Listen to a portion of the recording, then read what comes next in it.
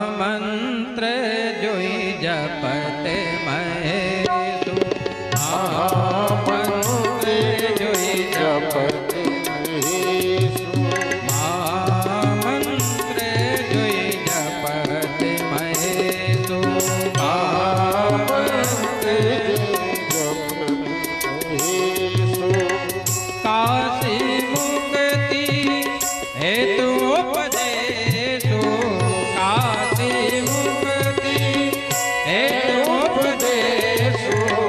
महामंत्र जोई जपत महेशु महामंत्र जोई जपत महेशु। भोले बाबा को इस मंत्र का जाप करने का कब आता है बताया जब वो कथाओं को श्रवण करें। आप जब कथा को श्रवण करोगे तब आपको मंत्र जाप करने का आनंद आएगा, भगवान का अर्चन करने का आनंद आएगा, भगवान की पूजा करने का आनंद आएगा। तो ये भक्ति कैसे आएगी? अगस्त महाराज को क्या कहा गया है? कुंभज। वो कुंभ माने होता है घट। वो घट जानते हो किसे कहते हैं? हमारे हृदय को भी कहते हैं घट, हृदय। जहां से जानते हो क्या प्रकट होता है? भाव। हमारे हृदय से ही भाव प्रकट होता है भगवान के लिए। तो भोले बाबा वहां गए कि वो भाव, वो भक्ति हमें प्राप्त हो जिसमें हमारा मन एकाग्र हो। भगवान कहते हैं भाव ही मेरी भक्ति है, भाव ही मेरा साथ, भाव से जो मुझे भजता उसका बेड़ा पार। राजा अम्बरीश महाराज के पास कोई कमी नहीं थी सेवकों की, लेकिन भगवान का अर्चन, भगवान का पूजन वो स्वयं करते थे। यही जेठ का महीना था। महाराज अम्बरीश महाराज चक्की को चला रहे थे। पहले के समय में चक्की चलती थी पत्थर की।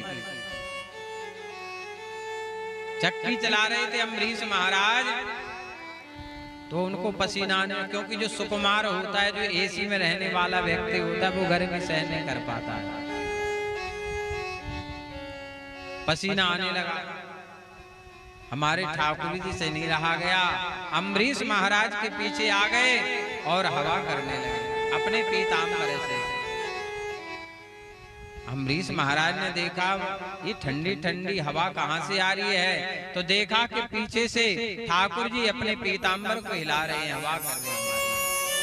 अब आप ये सोचिए कि राजा अम्बरीश महाराज कितने महान भक्त हैं कि जिनके लिए स्वयं भगवान सेवा करने के लिए तत्पर है। अम्बरीश महाराज ने कहा हे प्रभु, ये आपको शोभा नहीं देता है, आपका काम है सेवा लेना। तो भगवान ने कहा अहम भक्त पराधीन, मैं अपने भक्तों के अधीन। जब आप एक राजा होकर के मेरे लिए चक्की चला सकते हो, तो क्या मैं तुम्हारे लिए हवा नहीं कर सकता हूं? क्योंकि भगवान बिना भक्त के नहीं रह सकते हैं।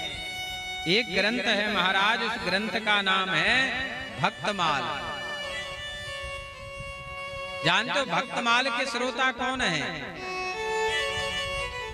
भक्तमाल के श्रोता हैं ठाकुर जी, जिसमें मीराबाई का चरित्र, रैदास जी का चरित्र, नरहरिदास का चरित्र, तुलसीदास महाराज का चरित्र, अद्भुत चरित्रों का वर्णन किया गया है।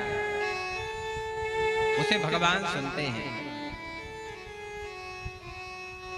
और जो जब भाव से कथाओं को सुनता है महाराज, तो भागवत में लिखा हुआ है कि भगवान अपने लोकों को छोड़ करके उस भक्त के हृदय में विद्यमान हो जाते हैं, विराजमान हो जाते हैं।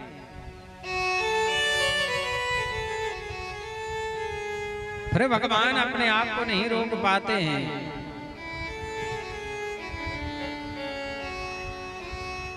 तो भागवत पर भगवान ने सील लगाई है कि ये भक्तों का चरित्र है और कलयुग के प्राणियों का कल्याण करने वाला होगा, जिसमें भगवान के जो अवतार हैं, संपूर्ण अवतारों में भक्तों का चरित्र कहा गया है।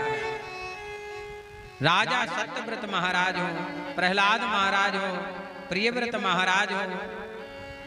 ऐसे अद्भुत चरित्रों का वर्णन भागवत में किया गया है। चाहे नंद बाबा हो, चाहे यशोदा मैया हो, चाहे वासुदेव हो, चाहे गोपियां हो, चाहे गोप ग्वाल हो, ये सब भक्त हैं भगवान के। भगवान इनके साथ खेल खेल रहे हैं, लीलाएं कर रहे हैं। घर घर माखन चुराने का तात्पर्य क्या है भगवान का?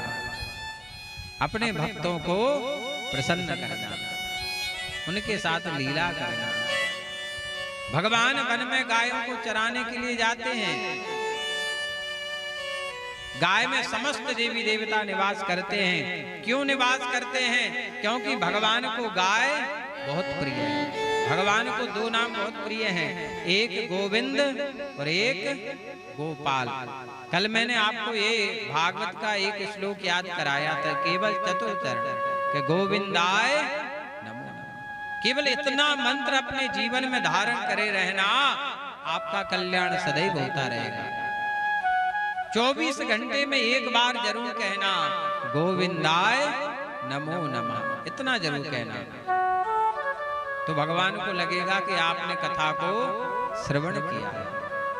क्योंकि कथा को श्रवण सब करते हैं, कथा में आकर सब बैठते हैं, पर अपने जीवन में उतारते नहीं है। जब तक आप पांडाल के अंदर हैं तो भक्ति है, भाव है, और जैसे पांडाल के बाहर पहुंचे और संसार की माया पकड़ लेते हैं। जब भक्तों का चरित्र आया तो लक्ष्मी जी ने उस पर सील लगाई, बोले मैं भी इसमें निवास करूंगी। तो भाग